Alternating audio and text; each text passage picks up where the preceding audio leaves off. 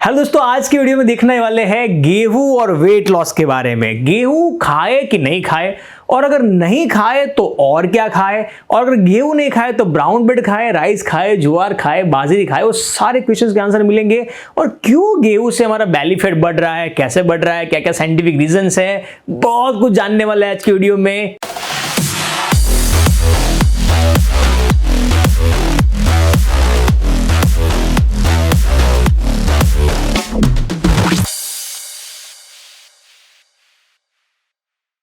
Yes दोस्तों, गेहूं के बारे में जानने से पहले मैं आपको बताना चाहता हूं कि ये जो रिसर्च है वो मैंने लिया है बहुत सारे साइंटिस्टों को देख के। एक व्हीट बेली करके बुक है डॉक्टर विलियम डेविस की, William Perlmutter, Gary Taubes, okay, Jeff Volek के सारे साइंटिस्टों की वजह से मैंने पूरा आज ये सेशन डिजाइन कर पाया हूं और बहुत सारे बीच बीच में रिसर्च आपके साथ शेयर करने वाला हूं। सबसे पहले समझते हैं गेहूं के बारे में, गेहूं खाए कि नहीं खाए। तो दोस्तों, गेहूं और मैदे में फर्क क्या है? गेहूं और मैदे में सिंपल सा फर्क है, वो है फाइबर का। जैसे गेहूं के दाने को अगर हम लेते हैं, ये गेहूं का दाना होता है, ऊपर का ये जो ब्राउन पार्ट है, इसको ब्राउन भी बोलते हैं, वो है फाइबर जो पूरे गेहूं में पाया जाता है। अगर इस फाइबर को निकाला जाए तो जो व्हाइट पार्ट खाली होता है, जिसको हम मैदा बोल सकते हैं। तो टेक्निकली देखा जाए तो मैदा गेहूं का ही पार्ट है। गेहूं और मैदे में फर्क है, पर दोस्तों इतना फर्क नहीं है, ध्यान समझने की कोशिश करिएगा। गेहूं में 19.20 मेटाबॉलिक रिएक्शन है, अगर ग्लाइसेमिक लोड की बात करें तो 10.85 है, और ग्लाइसेमिक लोड मैदे की बात करें तो 13.65 है पर 1 ग्राम रोटी, अगर मैदे की गेहूं की कंपेयर करो तो डिफरेंस है। ग्लाइसेमिक लोड, ग्लाइसेमिक इंडेक्स में डिफरेंस है, पर जितना हमें समझाया जा रहा है उतना बड़ा डिफरेंस नहीं है। पहले तो ये साइंटिफिक स्टडी से हम समझ लेते हैं। अब मैं आपको ये बताऊंगा कि गेहूं कैसे हमारा बेली फैट का शिकार है। दोस्तों, ये फोटो मेरी ही है, ओके। मैंने 30 किलो गेन किया था, तब का ये मेरा फोटो है, ओके। जानबूझ के मैंने वेट गेन किया था 30 किलो। गेहूं से कैसे वेट बढ़ता है पहले जान लो। उससे पहले हम ये भी जान लेते हैं कि गेहूं से क्या क्या चीजें हमारी घर में बन रही है, ओके। तो गेहूं से रोटी बन रहा है, पराठा बन रहा है, नान बनता है, पूरी बनती है, लच्छा पराठा बनता है, भाखरी बनती है। बहुत लोग बोलते हैं मैं गेहूं नहीं खाते हैं, जो खाखरा आप खा रहे हैं वो भी गेहूं से बना है। तो गेहूं ईच एंड एवरी समय में हम एवरी डे खा रहे हैं। गेहूं से मैदा बन के फिर ब्रेड बन रहे हैं, पानी पूरी बन रही है, दाबेली बन रही है, पकोड़े बन रहे हैं, दाल बाटी बन रही है, मंचूरियन बर्गर, पिज्ज़ा, पास्ता, ये सारे मैदे से बन रहा है। और उसी गेहूं से ही पहले मैदा बनता है और गेहूं से ही ये बहुत सारे पार्ट बनते हैं। फिर सारे स्वीट्स, केक, मिठाइयों में अलग अलग तरीके की गेहूं का यूज होता है। ईच एंड एवरी डे एक नॉर्मल इंसान गेहूं खाता ही खाता है, ओके। और ये सारे कोई भी ब्रेड्स, कोई स्नैक्स फूड जो भी बनेंगे उसमें कहीं ना कहीं गेहूं यूज होता है। कोई ना कोई इंसान रेगुलर गेहूं खा रहा है, इसीलिए उनको बेली फैट है। आपको लग गया, बट गेहूं तो नेचुरल है यार, गेहूं तो सालों से हमारा खाने का डाइट था, सालों से भले ही था दोस्तों, बट आज जो आप गेहूं खा रहे हो कंप्लीटली अलग है। जो लोग, मैक्सिमम लोग गेहूं खा रहे हैं और वही मैक्सिमम लोग बेली फैट के शिकार है। हम देखेंगे कैसे। बहुत कुछ लोग ऐसे हैं जो गेहूं खा सकते हैं, वो भी हम देखेंगे, और गेहूं नहीं खाए तो क्या खाए ये भी हम देखेंगे, सब कुछ। बट पहले साइंटिफिक्स को समझ लो, ओके। सारी चीजें मैं रिसर्च बेस मैंने यहाँ पे शेयर किया है। मैं पीएचडी कर रहा हूँ मेटाबॉलिक के ऊपर, तो मुझे रिसर्च वहां पे शेयर करनी होती है, जो मैं आपके साथ भी each and every research share करूंगा। ये स्टडी है डॉक्टर विलियम डेविस की। 1970 का जो गेहूं का पौधा था और 2023 का जो गेहूं का पौधा है, उसमें दोनों में जमीन आसमान का फर्क है। एक हाइट का फर्क देख लो दोस्तों। पहले गेहूं यहां तक हुआ करता था, अब गेहूं बहुत छोटा हो चुका है। जीनेटिकली मॉडिफाइड गेहूं को किया है, गेहूं का पौधे को यहां से यहां इसलिए किया बिकॉज जब हाइट बड़ी थी तो बड़ा वेस्ट होता था, और वेस्ट के कारण गेहूं बहुत महंगा था। सो 1960 में पॉपुलेशन बहुत बढ़ रहा था, स्टार्वेशन बढ़ रहा था। उस समय पे डॉक्टर नॉर्मल बोरलॉन्ग, यूएस के डॉक्टर्स, बहुत बड़ा अच्छा काम किया उन्होंने गेहूं के पौधे को जीनेटिकली मॉडिफाइड करके लैब में उसको चेंज किया और उस पौधे को छोटा कर दिया। और 1980 में भारत ने इसको अपनाया। पहले पाकिस्तान ने अपनाया, फिर बांग्लादेश ने भी, धीरे धीरे भारत में भी आया। भारत की अगर 1980 के पहले अगर आप गेहूं देखो तो इतने सारे पौधे बड़े हुए थे, अब छोटे हो चुके हैं।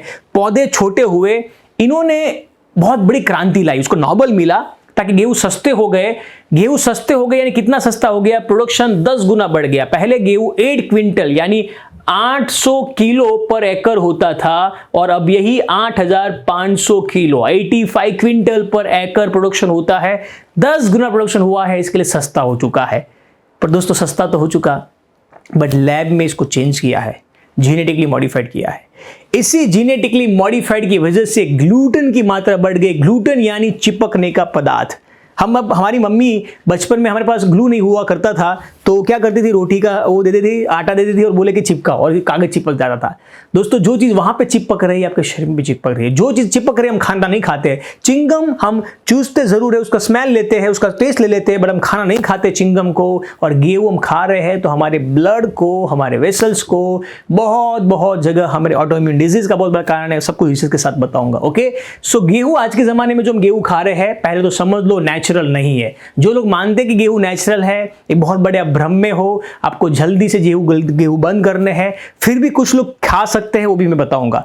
तो ग्लूटेन से क्या हुआ, सबसे पहले इन्फ्लामेशन बढ़ा। एक बहुत बड़ी रिसर्च ने 2005 में रिसर्च हुआ कि रिसर्च ने पाया गया कि गेहूं से ऑटोइम्यून डिजीज बढ़ रही है और जिनकी वजह से हमारी बॉडी हमारी दुश्मन हो जा रही है। अर्थराइटिस भी उससे बढ़ रहा है। गेहूं इंटेस्टाइन वॉल को चिपक रहा है, जिनकी वजह से गट हेल्थ इश्यूज आ रहे हैं, लंग डिजीज आ रहे हैं, इरिटेबल बाउल सिंड्रोम आ रहे हैं, कॉन्स्टिपेशन, एसिडिटी, बेली फैट्स, ब्लड शुगर, इंसुलिन। गेहूं का और ब्लड प्रेशर का भी बहुत बड़ा कनेक्शन है। बहुत सारी स्टडी ने ये साबित किया है कि ज़्यादा गेहूं खाने से आपके ब्लड शुगर को भी बड़ी इंपैक्ट आती है। ओके, और बहुत सारे स्टडी ने ये भी पाया गया है कि जब गेहूं इंसान ज़्यादा खाएगा तो वेट गेन का बहुत बड़ा कारण है। 1990 में ये पेपर पब्लिश हुआ था न्यूट्रिशन एंड डाइटिक्स का, और जिन्होंने प्रूव किया है कि गेहूं से बहुत सारे बेली फैट्स, वेट लॉस बढ़ रहा है। साथ साथ में एक और स्टडी आई थी कि गेहूं से लैक्टिन हार्मोन्स को और ग्रेलिन हार्मोन्स को ट्रिगर हो रहा है। 1999 में ये स्टडी हुई थी, जिन्होंने प्रूव किया है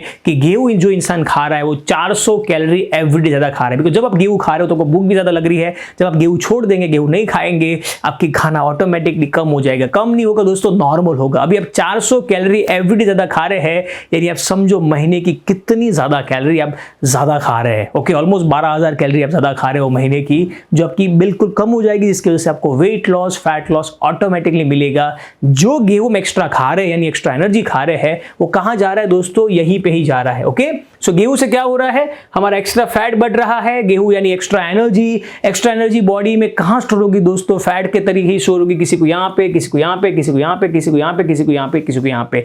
जब हम गेहूं ऊपर से बंद करेंगे, हमने एनर्जी को थोड़ा सा कम कर दिया। इसका मतलब ये कि बॉडी अपनी पुरानी एनर्जी से जिंदा रहेगी, ये एनर्जी ऑटोमेटिकली लूज होती रहेगी। तो दोस्तों हमें जल्दी से जल्दी गेहूं को बंद करना है। इसीलिए हमारे सारे स्पिरिचुअलिटी में, हमारे बहुत कहीं धर्मों में अनाज को मान दिया गया है। हमें बोला गया है कि अनाज कम से कम करो, अनाज कम से कम करो। और कुछ दिन हम विदाउट अनाज इसीलिए रहते थे, और हमारे स्पिरिचुअलिटी में इसको बहुत बड़ा मान दिया है। फिर भी कुछ लोग गेहूं खा सकते हैं। कौन कौन खा सकते हैं समझ लो। पहले जिसको सिलिक डिजीज है, थायराइड है, अर्थराइटिस है, डायबिटीज है, कोरोना पेशेंट है, जिसको वेट लॉस करना है या लंग डिजीज है, उसको गेहूं बिल्कुल नहीं खाना है। जिसको वेट मेंटेन करना है वो भी थोड़ा सा कम खाए। गेहूं खा सकते हो आप, इस केस में हफ्ते में एक आध बार खाएंगे तो कोई प्रॉब्लम नहीं होगा दोस्तों, बट आपको कोशिश करनी है कि 6 दिन एटलीस्ट आपको गेहूं नहीं खाना है। एक आध बार में कोई प्रॉब्लम नहीं होगी। ओके, और कोई लोग डेली खा सकते हैं। कौन लोग, बच्चे डेली खा सकते हैं। कब तक, जब तक उसको बेली फैट नहीं है। जब गेहूं से अगर बेली फैट आ रहा है, उनको दिखाई पड़ रहा है कि आपको बेली फैट है, यानी यहाँ पे स्टमक में फैट आ रहा है, ओके, बेली के एरिया में, तो उनको गेहूं सबसे पहले बच्चों को बंद कर देना है। और अगर आप बड़े हैं, बट आप फिर भी स्किनी है, आपको फैट नहीं है, ओके, तो आप बिंदास गेहूं खा सकते हैं। ओके, सो गेहूं कौन खाना है, किसको खाना है, समझ में आ गया। अब गेहूं से दोस्तों जौ बनता है, रवा बनता है, बार्ले बनता है, हम नहीं खाएंगे। बिकॉज गेहूं एक मम्मा है, गेहूं से मैदा बनता है, और उससे जौ, बाजरी खा सकते हैं। बार्ली, रवा, सूजी बनता है, हम बिल्कुल भी नहीं खाएंगे। अब सवाल ये आता है कौन सा ब्रेड खाए, ब्राउन ब्रेड खाए कि वाइट ब्रेड खाए। आपको आंसर मिल गया दोस्तों, दोनों सेम है, दोनों में कोई फर्क नहीं है। इसमें भी ग्लाइसेमिक इंडेक्स ऑलमोस्ट दोनों में अलग अलग थोड़ा सा फर्क है, जो बॉडी के लेवल में कोई फर्क नहीं पड़ेगा। Don't eat brown bread, don't eat white bread, दोनों के दोनों हमारे लिए दुश्मन है। अगर आपको टेस्ट के लिए खाना है हफ्ते में एक बार, तो वाइट ब्रेड ही खाओ, ब्राउन ब्रेड खाने की बिल्कुल भी जरूरत नहीं। हफ्ते में एक ही बार खाना है तो कोई भी ब्रेड आप खा सकते हैं। राइस आप खा सकते हैं, बट राइस में भी ध्यान रखना है 200 ग्राम से ज्यादा नहीं खाना है पर मील, अगर आप वेट लॉस, फैट लॉस करना चाहते हैं तो।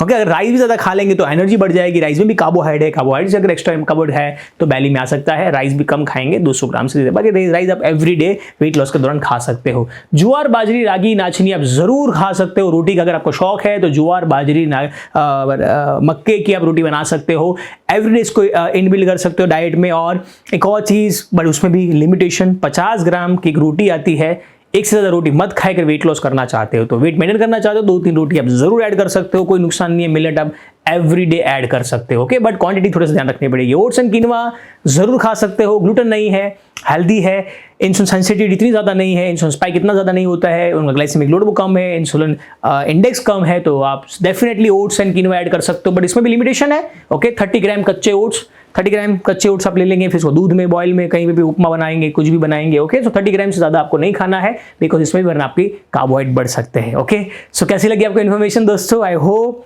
आपको गेहूं के बारे में बहुत कुछ समझ में आया है, मैंने साइंटिफिक वे से समझाया है। अगर गेहूं के बारे में अगर और रिसर्च करनी है, ये मैं खास थैंक यू बोलना चाहूँगा व्हीट बेली बुक को, जो मैंने पढ़ी थी उस समय पे, grain brain and why we get fat, Gary Taubes की ये बुक है। इन तीनों बुक को आप और भी स्टडी कर सकते हैं, जो मैंने काफ़ी सारी चीज़ें आज उसमें से ली थी और काफ़ी मेरे एक्सपीरियंस से ली थी। और मैं आपको दोस्तों एक चीज़ और बताना चाहूँगा, हमारे टेस्टिमोनियल्स, कितने सारे हमारे क्लाइंट्स हैं जिन्होंने गेहूं छोड़ के असाधारण रिजल्ट प्रोड्यूस किए हैं, ओके। सो मैं आपको अंत में जरूर दिखाऊंगा, उससे पहले मैं आपके वीडियो देखा उसके लिए थैंक यू। टेस्टिमोनियल आप जरूर देखिएगा, उसके बाद इस वीडियो को जरूर शेयर करिए, मैक्सिमम लोगों को शेयर करिए और अपने गेहूं से लोगों को राहत पाए। यस, टेस्टिमोनियल दिखाइए प्लीज। का प्रॉब्लम था, मेनोपॉज में बहुत बॉडी वेट बढ़ गया था, पर आपसे जुड़ने के ट्रस्ट किया आप पर और हमने रिजल्ट पाया, 20 kg लेस हुआ। और मेरा रिजल्ट है सर, मैंने 7.5-8 किलो वेट लॉस किया है, मेरा डायबिटीज एकदम नॉर्मल हो गया है और मुझे कोई दिक्कत, पहले जो शुरू में करते थे, अपना प्रोग्राम नहीं, दूसरा जो पहले ऐसे डाइट करते थे तो उसमें वीकनेस बहुत लगता था। आपके प्रोग्राम के दौरान, सेशन के दौरान कभी भी वीकनेस नहीं लगा, वो एक बहुत बड़ा प्लस पॉइंट है। देखो IBS है, उसमें भी फर्क आ रहा है। स्किन पे बहुत सारे ब्लैक पैच थे, वो क्लियर हुए। फिर मेरे बॉडी पेन बहुत ज्यादा थी, जो चमक आना होता है वो बहुत ज्यादा था, जिसको हम बात बोलते हैं, तो वो बंद हो गया। सबसे मुझे फायदा तो नींद में हुआ है। जो मैं रेस्टिल लिया करती थी 0.25, कभी फुल कभी 0.5, वो मेरा बंद हो गया। और जॉइंट पेन था वो पूरा चला गया है, जॉइंट पेन नहीं है। और मेरा 3 किलो वजन कम हो गया, ट्राइग्लिसराइड कम हुआ, बीपी भी हाई बीपी वो नॉर्मल हो गया, नींद अच्छी आ रही है और काफी बहुत चेंजेस हो रहे हैं लाइफ में। सबसे ज्यादा रेटिना में फायदा हुआ, मेरा 2.25 नंबर था चश्मे का, वो 1.5 नंबर में आ गया। मुझे नींद नहीं आती थी रात में, अब नींद बहुत अच्छी आने लग गई है, तो मुझे लग रहा है मेरा मेटाबॉलिक भी कुछ रिकवरी हुई है। मेरा 10 kg वेट लॉस हुआ है, 4 इंचेस लॉस, और मुझे डॉक्टर ने प्री डायबिटिक बोला था, वो भी रिपोर्ट नॉर्मल आया। Thank you so much.